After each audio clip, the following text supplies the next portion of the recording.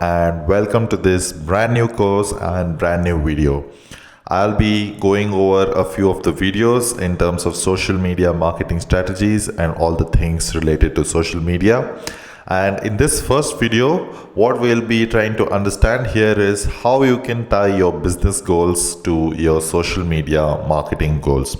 I think this is a very crucial aspect of social media marketing because I see that a lot of people think that any kind of digital marketing is the magic bullet and it is going to solve all your problems, and this is not quite true, because unless and until you have a sound business proposition, a business plan, business goals, there is nothing you can do in terms of digital marketing or social media marketing for that matter. So the second step for that would be how you align your business goals with your social media goals. You cannot operate social media independently of your business goals. It has to go hand in hand, and it has to impact your business goals at the end of the day.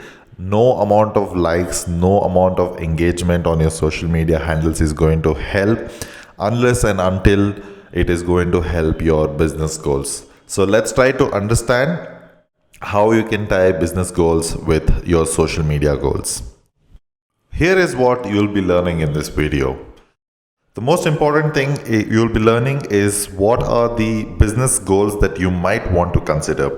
Not that you would like to know all the business goals that your business might require, but these are some of the things that you might want to consider, and these are some of the goals in which social media marketing can definitely help you out in.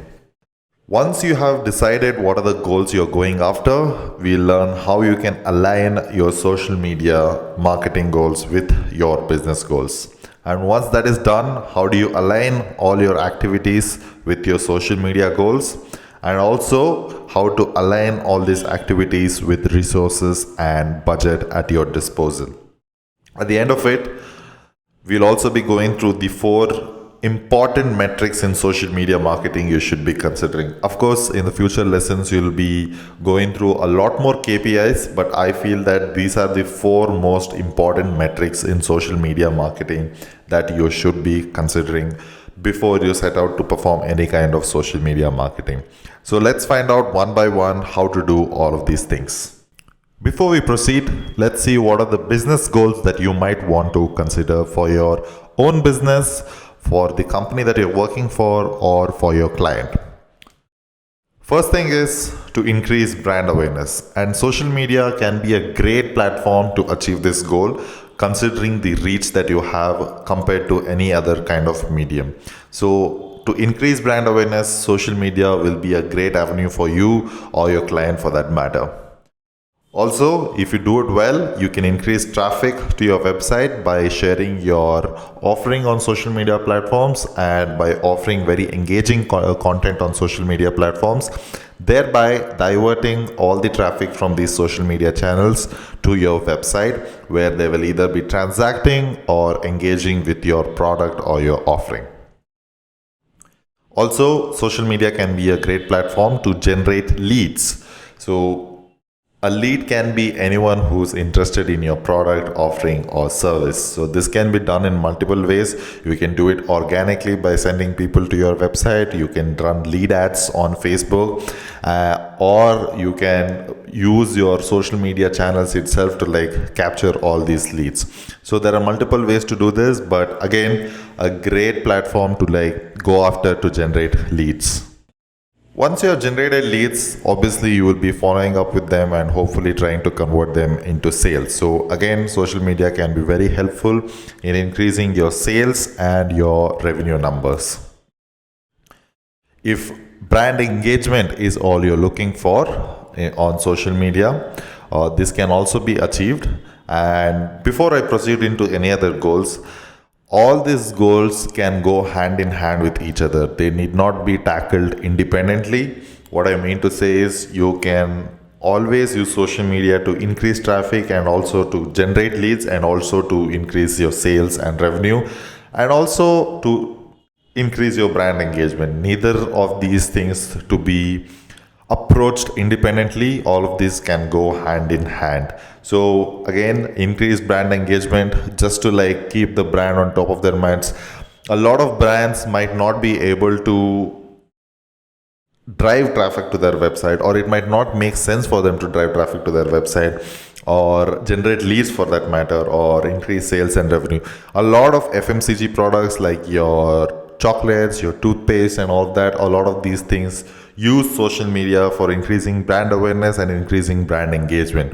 Of course, they would not want to generate leads for someone who's buying toothpaste, right? Or because that is not where the transaction is happening. But if they involve themselves in brand awareness, if they involve themselves in brand engagement, when the actual purchase is happening, probably in a retail shop, the brand recall is increased automatically, which will indirectly influence their sales and revenue. So that is how a lot of people will also be using social media platforms for. This is probably my most favorite, is to build a community. A lot of big brands have done this, and they've done this extremely successfully.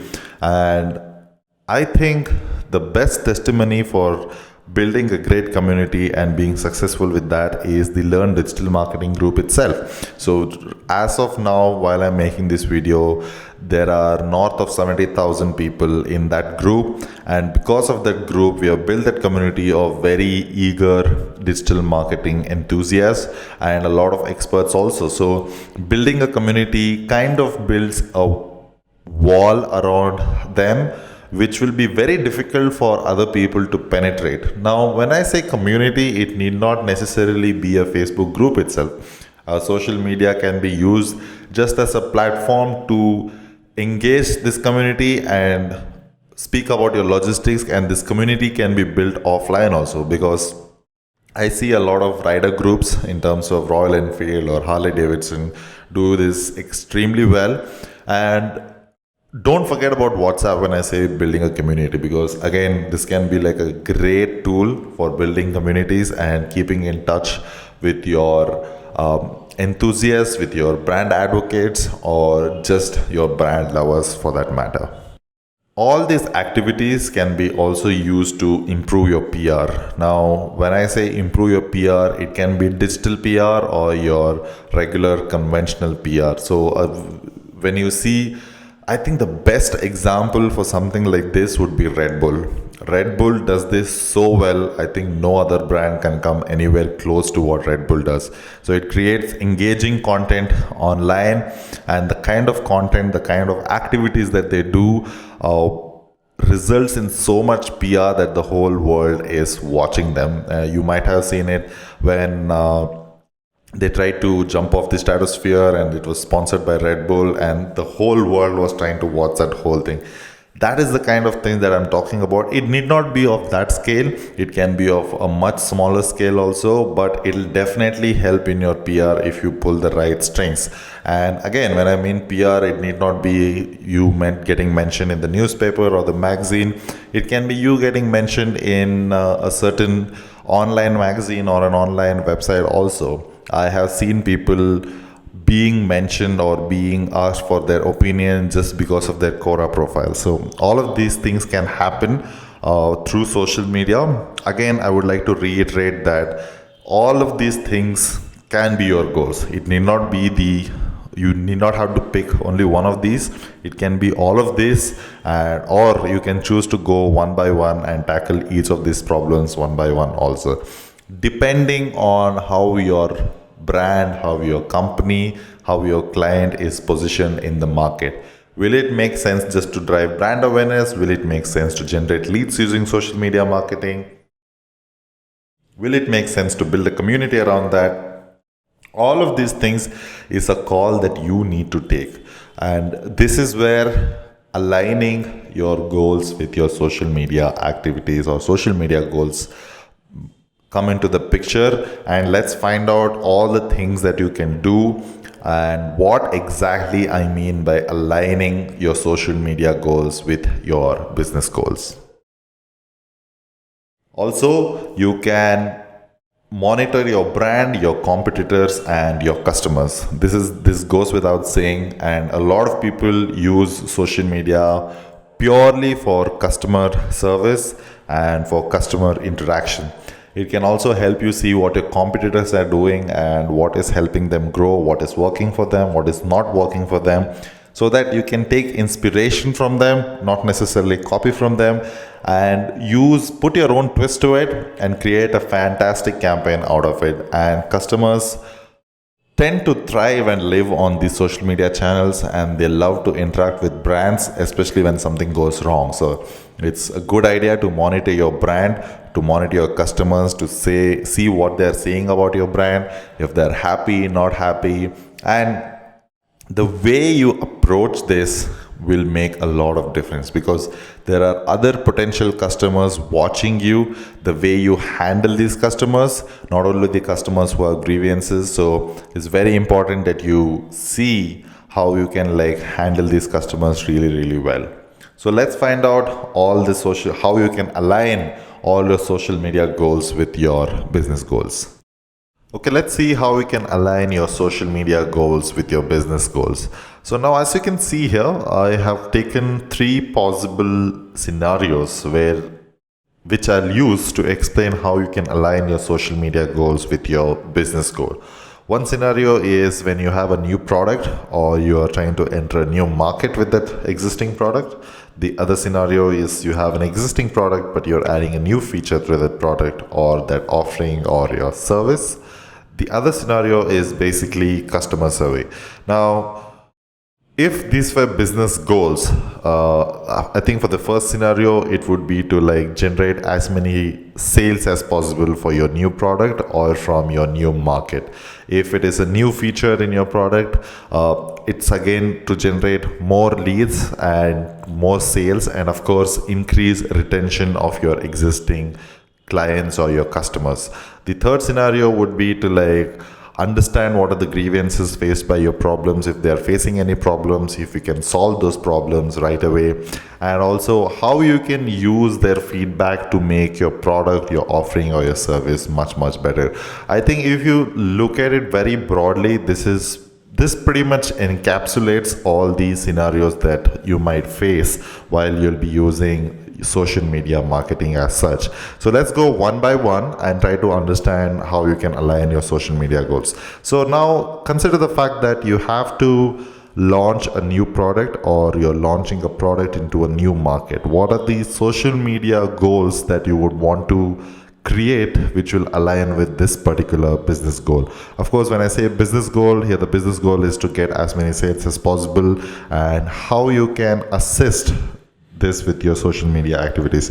I think 2 important things that you can do here off the top of my mind is, number 1, create content to attract traffic to your top of the funnel and position yourself either as a thought leader or as an industry leader. So when you do this, people are going to find your content, and the kind of brand positioning that you're going to have is definitely going to assist in your sales and in your revenues, either directly through your content, or if the purchase or the transaction is happening offline, then of course people are going to remember you for all the information and knowledge that you have spread through your content. The other thing that you can do is you can reach out to influencers, build relationships with them, and ask them to promote your product to your specific market. So this can be especially done really well in terms of tech products. It can be done really well for fashion products. It can be done really well for automobiles, because there are a lot of influencers in this particular segment. Of course, there are smaller segments also out there with their own set of influencers. If you can definitely dig deep into this, you can find a lot of influencers in your industry itself. We'll be talking more about influencer marketing in the later videos, but for now, these are basically the 2 things that you can do in terms of social media marketing. Of course, you can go ahead straight up, start a ad campaign saying that this is the new product that we have launched, check it out, blah blah blah. You can definitely do that, but is that enough?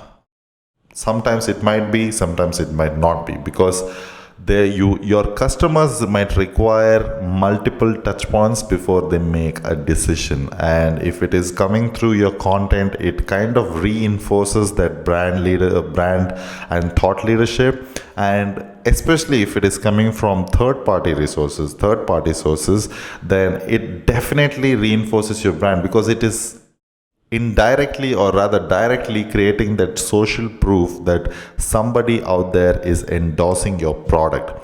So definitely you can run a campaign straight up and say that, this is what we are doing, this is the new product, check it out, go ahead and buy it. But a lot of people make this mistake thinking that just because a person sees a product, he should turn into a customer. This is definitely a wrong approach.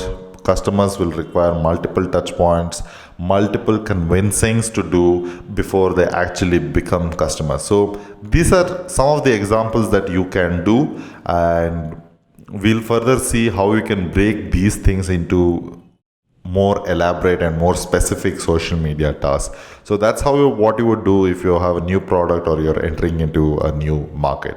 Now, what if you have a new feature for a product or your offering for that matter? So what you would do is you would run social media campaigns just to engage customers and build curiosity around new features.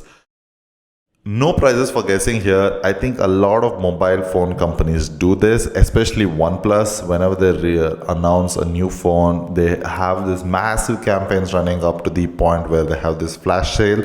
So they basically talk about all the new features that the new phone is going to have and why that particular feature is so awesome, and they'll get other people to review it, they'll share it on their wall, and they'll run a lot of engaging campaigns wherein the potential customers are engaging with the content that OnePlus is putting out there. Also, creating brand awareness campaigns helps. Basically, just set up a campaign, say that you want to reach as many new people as possible, and the more the people who see your brand, the more people try to engage with your brand. I would go with the first one rather with this just the brand awareness, or preferably both, because like I said, the more touch points your customers have, the more convincing you're doing for your customers, and the more likely they are to convert into paying customers. So this is something that you can do if you have a new feature in your product or your offering.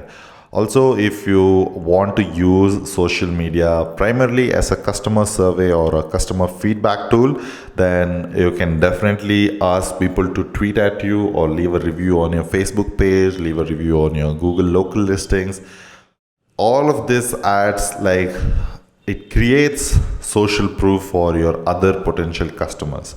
Also, if you have a product, if you're a service company, social media can be a great tool to understand what your customers actually need and build things around it.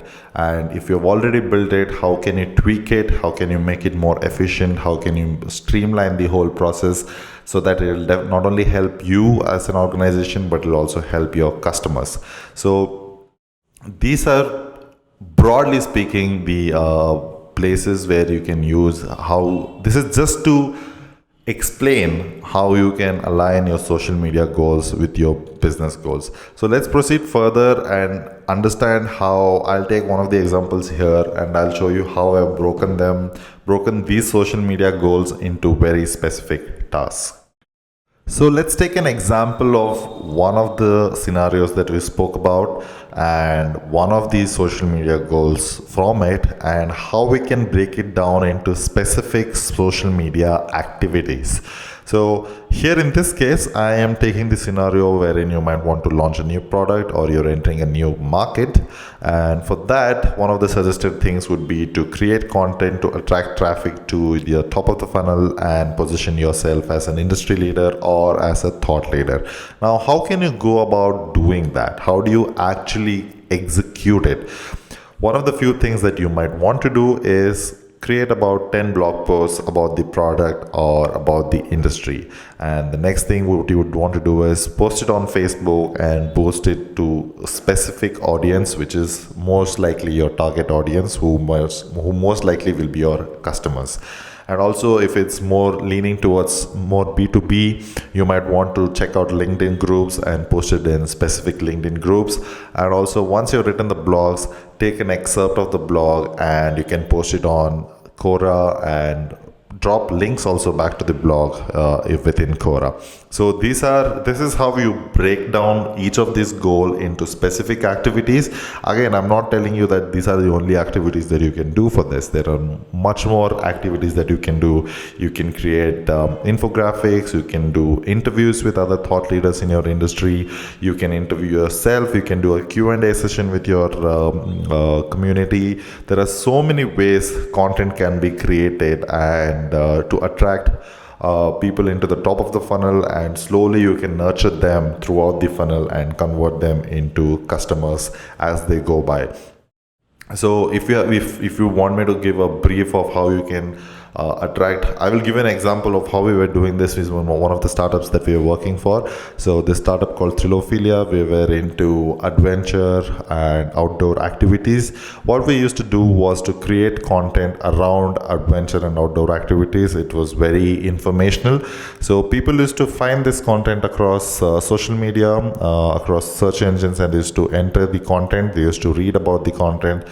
There we used to promote our other products. So they used that, the content itself used to be the magnet with the top of the funnel. Once they enter the top of the funnel, people used to go to the actual transactional part of the website wherein we are selling the actual activities, and thereby moving on to the middle of the funnel. And some people might call us or leave us a lead for us to call them back, or just go ahead and transact and become customers. So this is how an ideal funnel would look like, and how content is usually on top of the funnel, wherein you're using content to attract people into the whole funnel, and then you nurture them and convert them into your customers. So this is all of this what I'm talking about are just examples, just to give you an idea of how to work backwards in terms of understanding your business goals, aligning them with your social media goals, and then aligning these activities with your social media goals. So now once you've done this, you have an idea as to what are the things that you might want to do. It might be all the things that I've mentioned here, it might be more than this, but how do you decide whether you can actually go about doing all of these activities? Do you have enough budget? Do you have enough resources at your disposal? So let's find out how to align your activities with your resources and your budget. So now that you have broken down your business goals into social media goals, and then further broken down them into specific activities, now it is for you to decide whether to go ahead with these activities, or should you drop some of the activities, and which is the best activity that you need to pursue, keeping in mind your both short-term and long-term goals. I think the first thing that you need to do before we proceed any further is to assess the resources and the budget that you have. In terms of budget, if it's your own company, then you can think about the budget that you're willing to spend. If it's a startup that you're working for, get a clear cut in terms of what is the kind of budget you have the freedom to work with. The same works with your client. And also assess the resources that you have at your disposal. If it is how many content writers do you have, how many social media managers do you have, or if you're the social media manager yourself, do you need help of content writers, do you need help of graphic designers, or what other kind of help would you be requiring to get all the activities that is being spoken of to be done. So have a clear assessment of all of this first, and the next step is to identify the best resource. You can have them either in-house or you can have them outsourced. So identifying the best resource to work with is very important, because it is going to save you a lot of time in terms of executing the work itself. So whatever the best resource that you have at your disposal, take them into account, see what is the kind of bandwidth that they have and how much work can they actually do. This can be your content writers again, it can be your community managers, it can be your graphic designers, it can be your intern for that matter. Whatever be the case, assess the resources, try to understand what is the kind of bandwidth that they have, try to understand the quality of work that can be done from them. And after taking into account all of this, allocate a budget by choosing the best activities in terms of the ROI.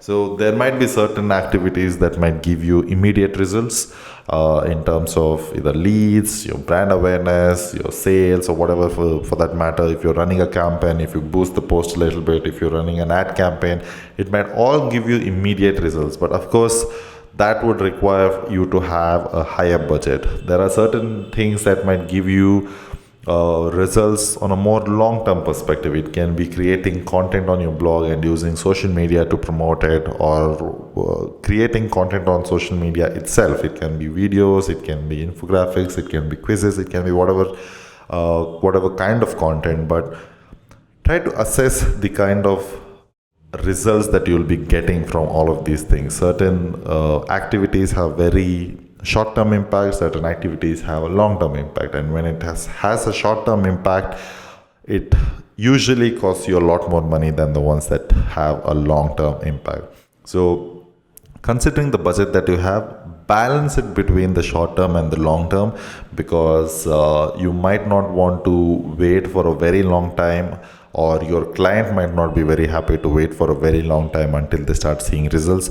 So you might want to allocate your resources and your budget for the long term activities as well as for the short term activities, so it is a lot more balanced out in terms of return on investment. So after a period of time, say probably 6 months, 9 months, the long term activities that you have done in the past will start kicking in and will start showing results. So at that point of time, you might probably want to reduce your spend itself and keep focusing more on creating more content and more engagement using your social media activities. And always track your progress, and this is very important. You can either do it with the inbuilt analytics that some social media platforms provide you with, you can do it with Google Analytics, or I have 4 very important metrics that you can keep an eye out for, and that should pretty much give you a fair idea in terms of how your social media marketing activity is taking shape and how it is performing. So let's find out what these 4 key metrics are and how you can use them to keep track of your progress. So let's talk about the 4 most important metrics that you can use to track progress for your social media marketing. Again, like I mentioned, in the future videos, you'll be seeing that we'll be talking about a lot more metrics and KPIs that you can be using to measure your social media marketing. But strictly speaking, in sense of how your social media marketing activities are performing, I think these 4 metrics are very, very important, and it tells a lot about the kind of content that you're sharing, and it also tells a lot about how your audience is reacting to the kind of audience that you're sharing. So let's go one by one in terms of what are the kind of metrics that you should be looking after. So the first one is the applause rate. It is basically the number of likes divided by the number of posts that you have. This can be used in pretty much every social media platform. Every social media platform has its own version of like. It can be Facebook, it can be Instagram, it can be LinkedIn, it can be Pinterest, it can be Twitter, whatever the case be. So they have their own version of like. So how many posts are you posting on each of these social media channels, and how many likes are you getting is what you should be looking for. So let's take the example of Facebook. So if you're posting 10 posts and you've got a total of 20 likes across these 10 posts, so that means that your applause rate is 2. So on an average, you're getting 2 likes per post for your kind of content that you're posting. So why is this particular metric important? To put it very simply, it tells you what is the kind of content that your audience likes, and what is the kind of content that your audience does not like. So it is very simple. So this is like a fair, very simple acid test in terms of the content that you're trying to produce, and the basic acid test in terms of what is the kind of content that you should be producing for your audience. And This is basically the first step in becoming a better content producer itself, because once you start off producing content, you'll see that not every kind of content that you put out there is reverberating with your audience, and they are definitely not liking or engaging with your content. This happens. There might be cases where you think this particular piece of content will do great, but it'll be a huge flop. So for you to understand what your audience like and what your audience do not like, so this is a great metric to go after. The next metric is the conversation rate, not a conversion rate. This is the conversation rate, which is basically the number of comments divided by the number of posts that you have. Again, why is this so important? It gives you so much idea about your audience and the kind of information that you'll get about your audience is parallel to nothing. This is marketing money just can't buy. And the more people engage with your content, the more you understand your audience, and the more engagement that is there, it creates more social proof for other people to jump in and opinion. So which is why I always tell that sometimes, just sometimes, it's a very thin line, it's a gray area. Controversies are very nice. So if you put something which is on the fence, which people might have an opinion about, it is great, because people love to have their opinion and they would love to share their opinion among other people. And when this happens, there will be other people with different opinions. They just jump in and start talking about all of these things. So if this is a blog, it is great user generated content for you. If it is a social media profile, it is just great social proof for you, for other people to jump in and join in the conversation. So conversation rate kind of forces you to do the right things, kind of forces you to get a lot more creative, and this is very helpful in understanding the kind of audience that you have as of now. This is my most favorite metric in terms of social media marketing. So this basically tells you, this is basically the number of shares divided by the number of posts, and this is a very difficult metric to crack, to be very honest. And all of these metrics, to be very honest, it should at least be 1. If it is anything below 1, then it means that you're doing something terribly wrong. Anything above 1 is great, but the higher the number, the better it is. So amplification rate, what it does is, you need to understand that every medium has a limitation of its own.